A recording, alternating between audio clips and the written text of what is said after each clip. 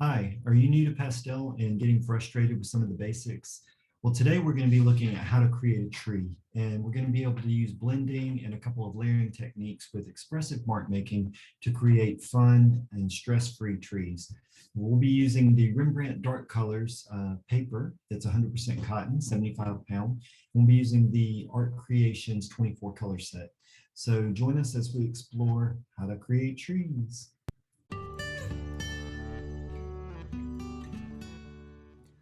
All right, so in this video, we're going to practice shading in a tree and just trying to get the effects so that we can work with pastels for blending and overlapping to get an expressive, playful quality. And this reference image was probably originally done in watercolor, but we're going to translate it into pastel. And I'm going to be using the Rembrandt Pastel dark color paper. And this isn't just any paper, it's actually 100% cotton, and it is 160 grams, which is 75 pounds. And we're going to be using a dark sheet. I'm going to use some of the black. Now there are other papers.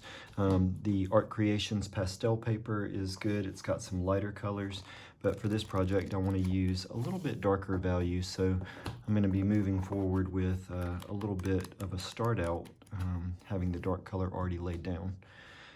For pastels, I'm going to use the Art Creations soft pastels, and these are square pastels, so you can use them for broad strokes or expressive mark making, but they have vivid color, a lot of pigment and saturation, so we're just going to be using the 24 set. And I've already broken a few of the sticks in half, but if you have any phobia about keeping them nice and pristine, it's good to just go ahead and snap them, at least the way I do it. This is just a piece of insulation, pipe insulation, and it's great for blending and smudging, so I'm going to be working with that as well. Now, before we get started with the actual paper, I wanted to get an idea of the shapes that are happening with the trees, because a lot of times we try to draw like every little leaf or detail that's on the tree.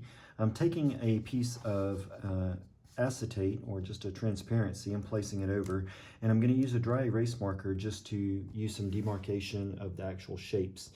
So we have a pretty simple horizon line structure here. If you can just take note of the three basic shapes that are dividing the planes between background, midground, and foreground. And then we have our simple structure for the tree itself, and then we've got these modular pieces that mark out the actual branch shapes. And we're going to be using negative spacing and a little bit of hazing to create some of the leaf texture later, but we're looking at overall basic shapes to get started. And even if we want to put this little guy in, we can just kind of do something simple like that. If we want to put the darker values in, we can also put marks for that. And then depending on whether we want to, draw or divide the rock shapes into larger shapes, we could do that also. But what I'm looking for is just something pretty simple, because once we start to identify shapes, we can just keep it very rudimentary. I know that a lot of the times in this phase, people get discouraged because they think, oh, it looks like a kindergartner drew it. But that's actually the gist, is we're trying to simplify the shapes. And even though I'm not going to use this for any kind of drawing, I just kind of helped my brain form a memory of the types of shapes that are happening within the tree. So I'm going to set that aside, and I'm going to pull my paper down. Now, I'm going to use just a square of the paper because the image is square, so I'm not going to use the top half, so I can use that to just kind of play around with colors and scumble. And I want to decide, as far as sides of the paper, I'll show you the difference. I'll take a lighter color here and just snap the pastel. And I'm going to just draw a little bit of mark making up here, and you'll see what I call pixelation, meaning that it picks up the grooves of the paper, and then I can flip it over and also put a little mark, and I see there's also grooves for it. Sometimes, depending on the papers, they'll have more indentations on one side versus the other, so you can pick and choose which side you want. I usually use the back of the paper, which this is the back. I kept it straight when I pulled it out of the pad, so I'm going to go ahead and do that. I've got a little bit of tape here. I'm just going to tape down my corners so that as I'm getting my Create on, I'm not going to be sliding all around the place. And I'm just going to try and repeat what I came up with those basic shapes. And I want to use a generalized color. You can use a mass tone or an overall color that you see, something that'll blend into the paper fairly easily. So I'm going to go with some of my darker colors because the paper is darker. And I'm just going to snip this bad boy in half. And I'm just going to guesstimate, where my shapes are based on the image. So roughly it's about halfway, and it just goes up, down, and up again. So I'm just going to find what I want half of my paper to be. First, I'm going to mark off my square so that I know where the image will end. And then I'm going to just find half of that shape and maybe just go a little bit above it so it's not directly cut in half. And I'm just very lightly touching the corner of the pastel as I sketch in my mark, and it may barely even be visible on the camera, but as long as my eye can see it, that's what I'm going for. I'm going to use the same color just as a definition line for the rock shapes, and also I'm not worried about the details or slopes of the rocks. I can add that later. I'm just looking for approximate spacing so that I can get an idea. And I just want to emphasize that I'm going to be doing the spirit of the tree, and it's all about making my tree look good rather than trying to duplicate this exact tree. So as long as I have the feeling or the energy of what's happening, then I'm good with that. I'm going to put my little diamond shape that I remembered from the smaller tree here. And then I'm going to start just sketching out my structure. It's not straight up, it's a little bit curved. And just get the stalk of my tree in there. And then I'll begin to add the additional shapes and clusters of the tree.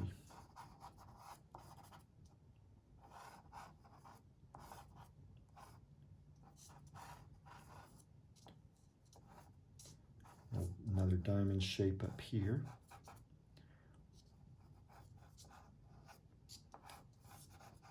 It's almost like little parallelograms.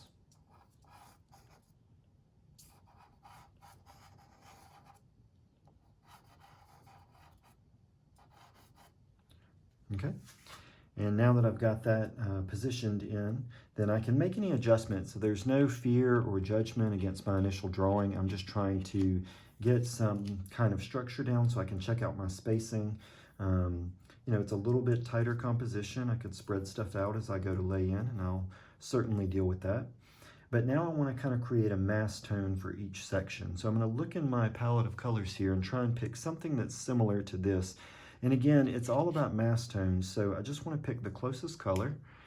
And I'm going to snip my pastel in half, and I love using the sides to just wash in and just playfully scratch in some color, not bearing down super heavy. And I'm probably going to use the same tone up here in the sky. Very light, and again, just kind of outlining the shapes that I already have down.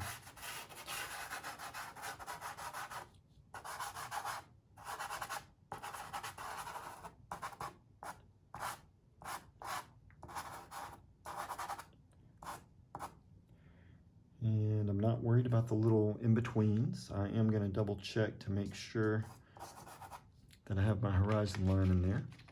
Then I'm looking for this medium color, and there's this dusty green, so I'll try and use that. The lighter a pastel, usually it has a little bit of opacity to it, and I'll try to put those last. And let me test that out. It looks a little light, so I'm going to go for something darker. And even though the colors aren't the same, I'm just going to use the same color that I use to block in. It's darker and more bold, but I'll show you how to neutralize that in just a moment. And I'm just finding my way around. There's a gradient, so as it moves down, it becomes a little bit lighter. So I'm not going to fill in that light section just yet. Then I've got more of a vivid green, so I'll take my brighter green here. Keep these guys in order.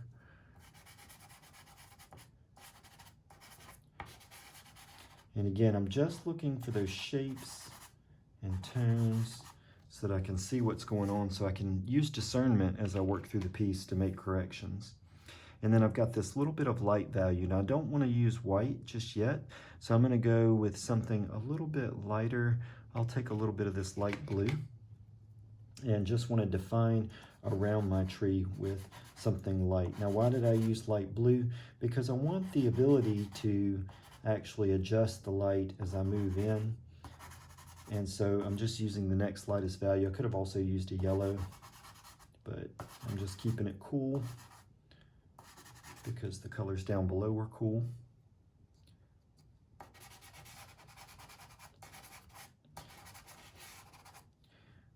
Okay. Now I'll do a little bit more tooling in between my basic shapes. So I see the diamond shape here, and I see where there's little bits of cut in. So I'm not going to go and again draw every little leaf, but I am working in between. And I even use my finger at times to place where I'm going so that I can remind myself where the structures come out. And again, it's all about embracing my tree and not worrying about all the little nitty-gritty of this tree. Now, if I bear down too hard and I need to make an adjustment, I can always put dark back on the paper, but if I bear down hard and it's a light pastel chalky color, then it'll be a little bit more difficult to pull that light back out. So until I'm pleased with my drawing, I'm not bearing down hard and I'm not going in with light colors, even if they definitely appear to be light. I've kind of detailed around. I can use the square part of the stump for more small areas like here so that I can get a little bit more control in these tighter spaces. I can even turn it and use the corner if I want some really small mark making, just to get these little peaks. And this is just basically using negative drawing to pull the shapes and colors back out. But again, I don't want to bear down too hard because it makes a much more accentuated mark when you use the corner, and so it becomes a little bit more bold than just scrubbing the light part across. Okay, and once I feel like my tree has a little bit of energy and movement, I'm going to move down to the bottom portion, and in order to get this to be elevated so that I can see out of it, I'm going to need to move to a lighter tone, and I'll try this lighter sage green now. And I'm just going to work the same way in between the branches.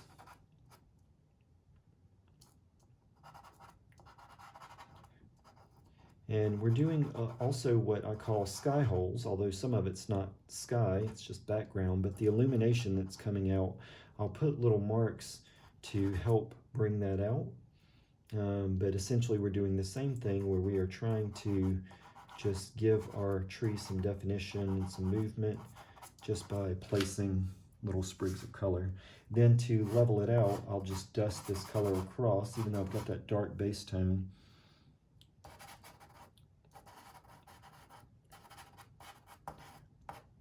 That's looking good. I'm going to get a little bit of light down here so that I can activate that tree shape. Been missing that little guy. Okay, and once I feel pretty good, I'm going to take my insulation and I'm just going to lightly buff to rub the pastel into the paper. And again, I'm going to use it just like I did the pastel in these little corner shapes. I'll just grab the corner of the insulation and just move it. I'm really just trying to cover a good deal of the black that's showing up from the texture of the paper, just to get a little bit of a feel in. Keeping it light, loose, and playful. Then I can wipe it off on a paper towel if I want to discharge that color. And I move into my greens and do the same thing. And what this is going to do is it's going to help, we're spatial creatures, and it helps us kind of form the overall shapes just as we did with the initial drawing. And because of the light softness of blending the colors, it's going to allow me to see if my proportions are good enough where I can move on to the next level.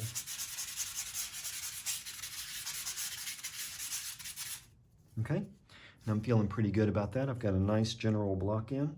And it doesn't matter whether you use dark paper on this. This could be a light paper as well and still be treated the same way.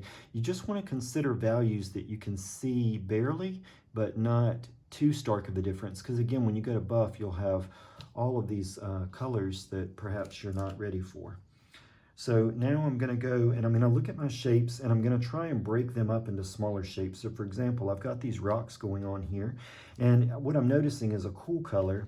And so I'm going to take either a blue or purple, really doesn't matter. I'm going to use this dark blue, and I'm going to sculpt out some of the lower shapes. So again, I can kind of draw with my finger if I want, just to go down, over, and up. It's just a loose structure. Something across here, down, and over. Something coming from the tree, the trunk comes down a little bit, and I haven't added that yet. There's a little bit of an elevation here. And again, the spirit of the rocks, not the exact rocks.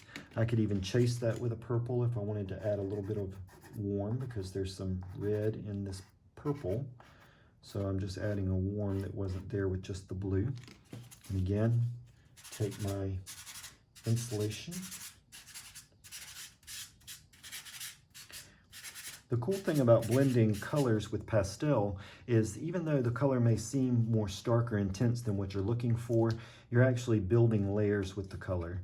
So I'm going to do the same thing in the background here. Even though this green is there, I'm going to take a little bit of my black and I'm going to kind of redefine what I want my new rock shape to look like. So even though I drew it a little bit more straight, I'm just going to put a little bit of black in there, and this is what's called anchoring.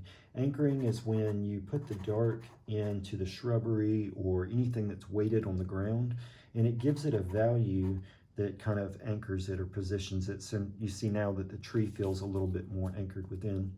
I'm actually going to go ahead and use the side of this to draw that trunk down just a little bit. And then I'm going to stay, because I see it's darker on the right-hand side, I'm going to stay on the right-hand side and create a little bit of darkness there. And then I might go for the lower portions of my tree and just add a little dark value that wasn't necessarily given with the paper, just allowed it to go a little bit darker. And notice how I'm just kind of squiggling my marks to keep it really loose.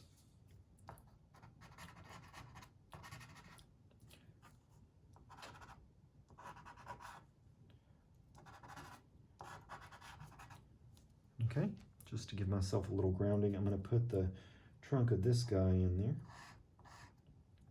And a couple of little existing. Now we tend to make larger marks with these branches, and that's okay. That's where a lot of people live when they first start making trees, but I'm going to show you how to continue using negative shaping to tone that out. So every layer in this foundation layer gets a little bit of a buff. So I'm just going to kind of knock the crisp marks out and soften some of that black.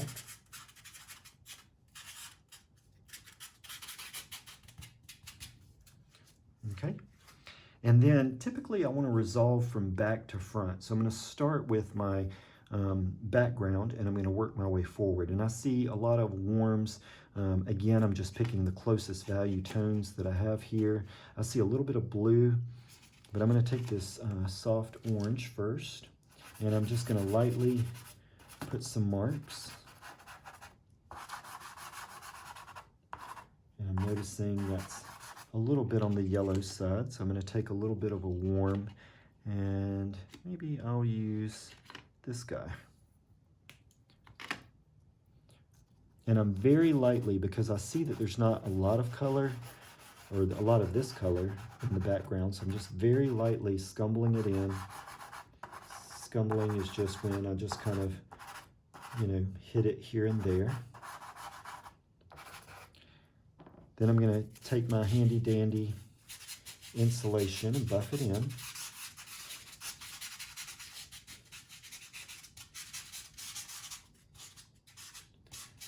And I can see with each resolve that it's getting a little bit closer to the color. Then I'm going to take a little bit of blue, and let's see, I think I'll go ahead and use this ultramarine again, and very lightly just putting a little bit of cool tones there. You know, I'm going to choose to elevate this a little bit to give my tree some room to grow. Very quickly, I'll just move some of the colors over. Repeat the process. And then I'm seeing some of this brighter yellow down at the bottom. And this is the beginning of adding a little bit lighter, chalkier color, so I'm going to be a little bit more mindful about this because the blending will make the colors muddy when I go to activate this on top of these other darker tones that I've already put in. But again, I'm trying to resolve the background first so that I can move in. It doesn't have to be perfect, but I'm just trying to get a hint of what's going on. I'm going to switch to this lighter tone to get some more of these negative pieces as a foundation. I just don't want them to be too bright and sticking out.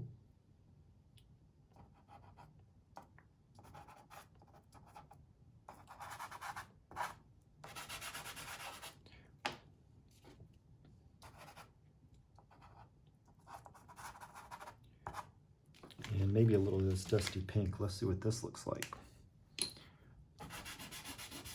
Oh yeah. A little bit of color in there. I don't want it to be too solidified because I don't want to lose what I had. And depending on the weight and texture and grit of the paper, it'll only hold so much pigment. So I don't want to pack on too much and I don't want to rub too much.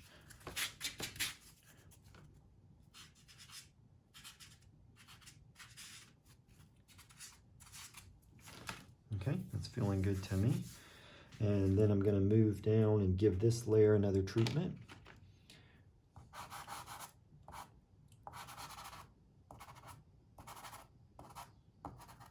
Start to sculpt out my other tree down here.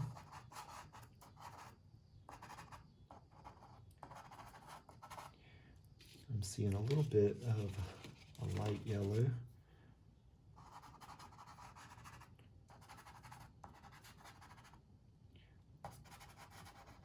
Just kind of showing how that setting sun or rising sun is hitting that.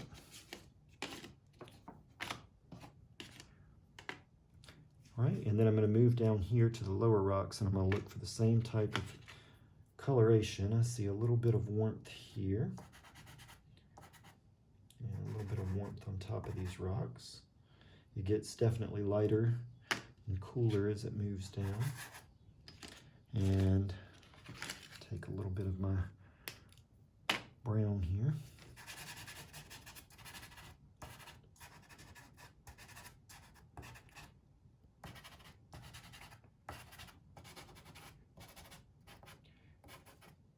And then I'm going to lightly go over the blue just to help it kind of recede even though it's still there.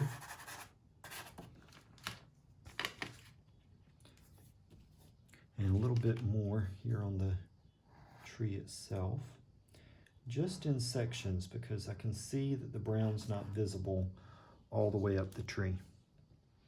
Okay, this feels pretty good. So now I'm going to move into the light portion where I can really start activating some of my light.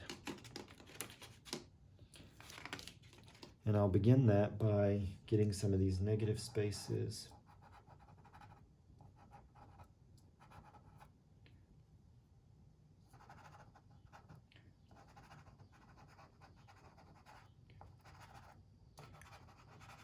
And I'm just cutting in to these faded spaces that were already there that really show the edges of the trees.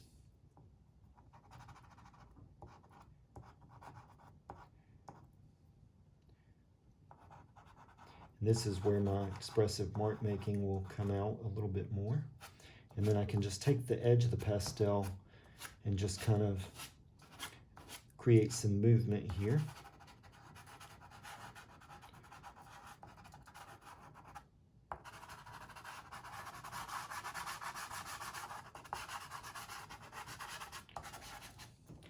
And I'm just knock the extra pastel off of this real quick using my paper towel here.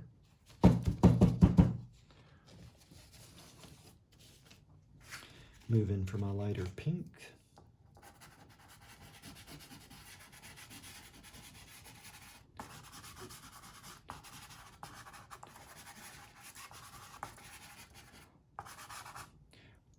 And then I'll reanimate some of the trees just to have some extensions, some of the leaves, but not all of them.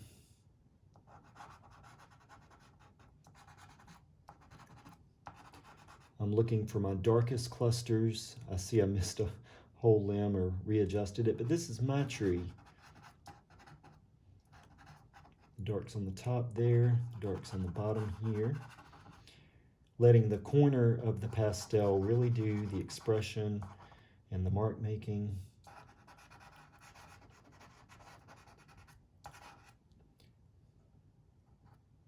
And now I've got my little limbs to think about as well. So I'll begin to put those in.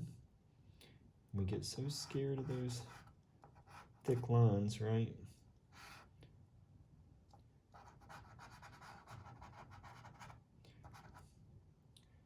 A little bit more darkness on the side of the tree. It's not really outlined, but there's definitely some stuff going on.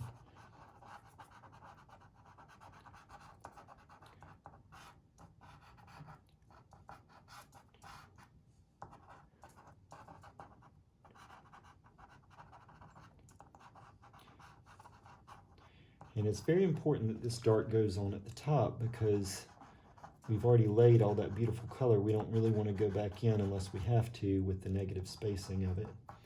But I want to make sure that my tree is visible against the background.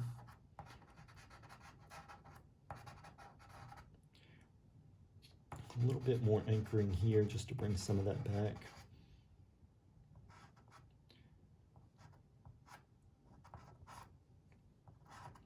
Using the corner. Then I'll come in with some darkness here and start outlining some of my rocks.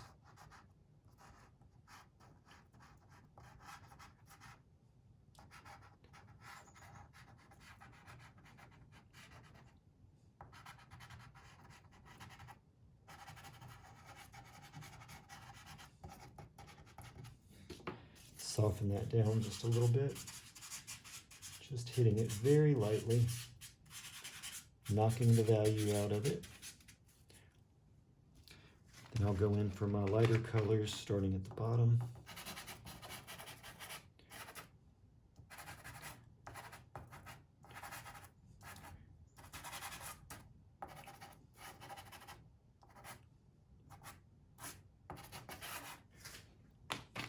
Working my way up to some lighter.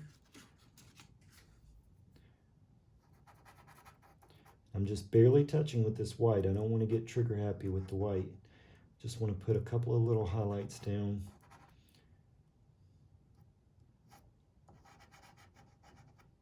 Because again, I'll get mud if I have to blend it too much.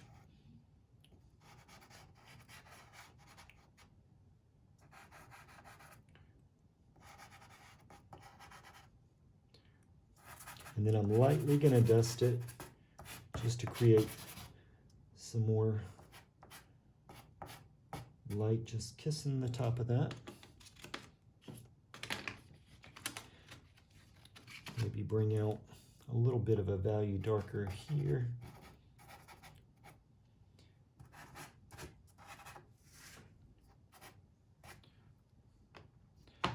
And I want to create a little bit more separation with this rock. And maybe also here. I'm just re-establishing my shapes. And if the lines are too sharp, I'm just making sure this is clean and just knocking it down just a little bit. And I'm going to do the same lightening with the white to this midground.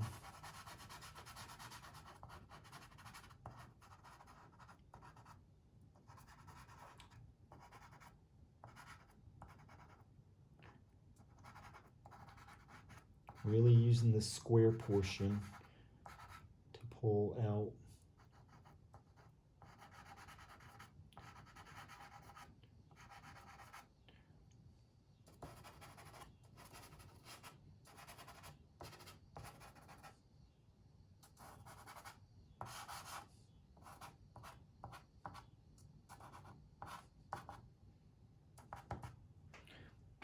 Okay, then I'm going to take a little bit more of my green here for this little guy. It's a little too light, so I'll use my color in between. This is a really nice bright emerald green, so I'm going to tone it down.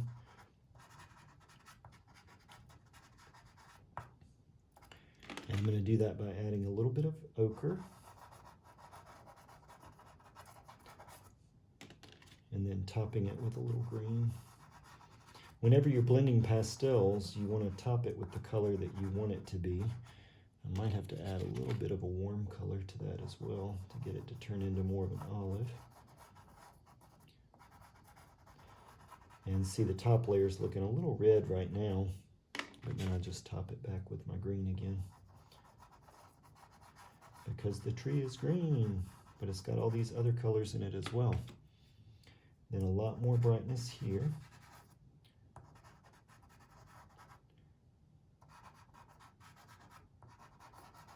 Sculpting out my tree just as I did before with my little sky holes, or light holes, whatever you want to call them.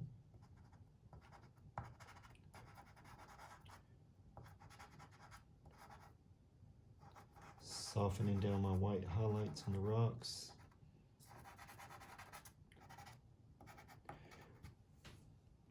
And then I can activate this tree with the same color process using a little bit of light.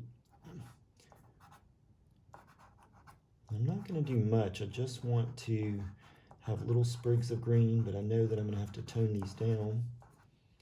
Of course, you can always get specialty sets of just greens and have a little bit more variety, but in the beginning, it's easier to learn the colors and what they can do with smaller sets, but it is a little bit more work sometimes to tone them down. But that's where the learning takes place.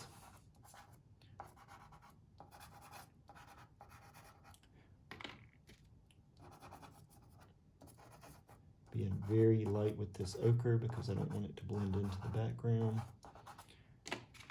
And then topping it off with my green.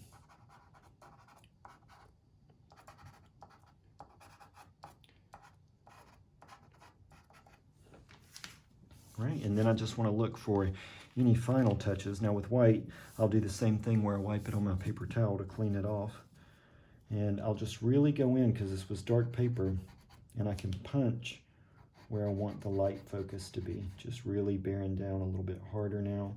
I really want these trees to be the spotlight.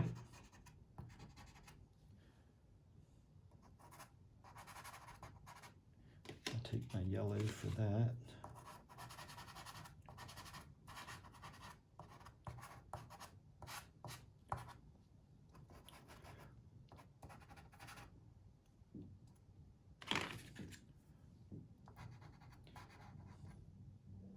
Create a little bit more here. I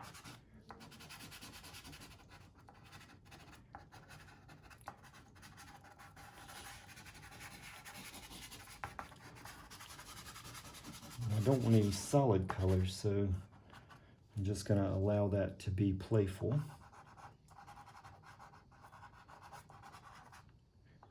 And I'm just cutting into these final shapes so that I can show the light coming through. And this is why we don't draw on dark color as far as pastel that's already been laid down, because sometimes when it's too dark, it'll get muddy. I'm going to take just a little bit of my pink.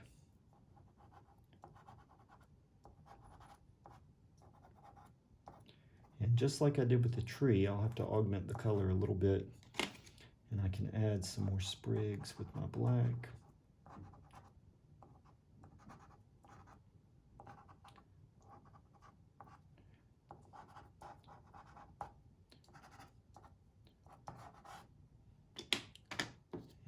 soften that pink down.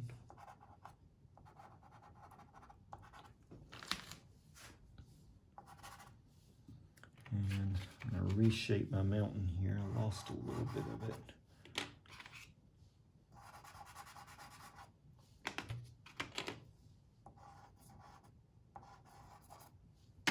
Put a little bit of dark back in there. And then soften that line. And then just lighten the tone around it so I can see the trees again. So pastel can be very forgiving if you know how to layer it, and as long as you're not putting down too much pressure until the end, it'll be very forgiving for you.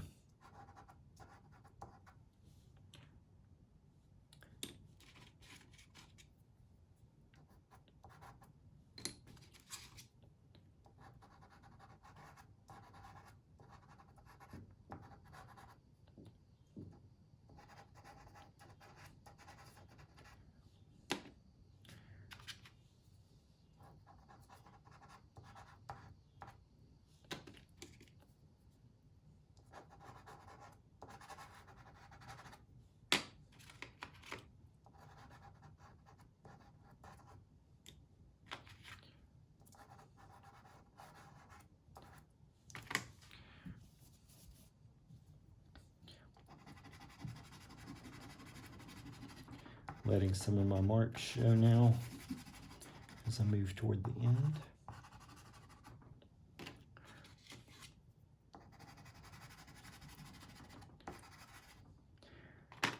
And I'll allow some of this to get more playful.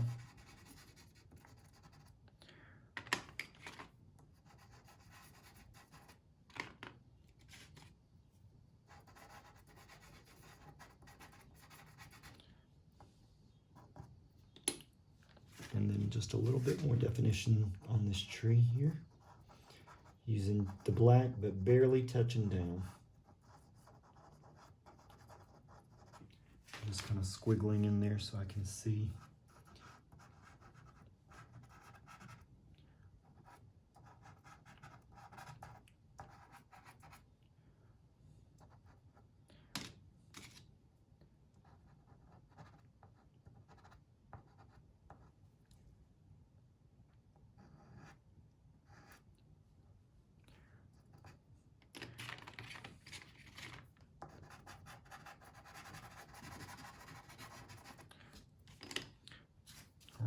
And that is my pastel tree using the Art Creations and the Rembrandt dark paper. And it's, of course, my interpretation of the tree. But I have a lot of rich layers of color and some expressive mark making. And so with that, I'm pretty happy. And I hope you enjoyed this on how to make a tree using pastel.